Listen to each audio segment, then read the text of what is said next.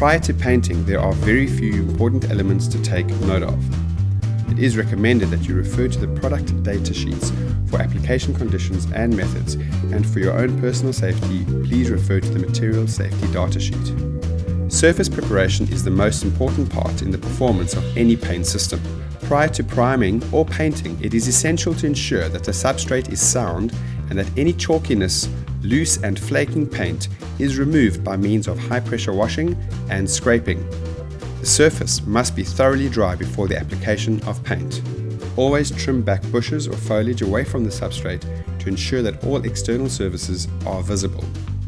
Check for areas where efflorescence, alkali burn and/or dampness are visible, as these areas require special treatment to prevent reoccurrence. All surfaces where fungus growth is visible must be treated and washed down with Dekro Hydro Wash Fungicidal and left for 24 hours before rinsing.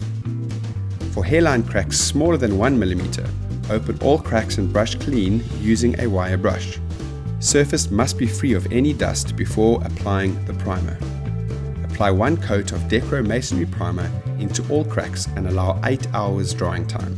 Cracks less than 10 mm deep should be filled with pre-mixed exterior crack filler in layers of not more than 4 mm at a time to allow for quick drying. Drying time depends on the thickness of the application. Sand to a smooth finish and remove dust. Fill any holes or imperfections with spackle tool, wait for it to dry and then lightly sand the surface. Spot prime all filled areas with 1 coat of Dekro Masonry Primer and allow 8 hours drying time. Coatings can be applied by various application methods. Please ensure that the correct brushes and/or rollers are used for the type of coating. Interim washing is compulsory where buildings are located close to the sea or where prevailing morning mists originate from the coast. When dust is prevalent or near construction sites, the area must be rinsed with fresh water prior to applying coatings.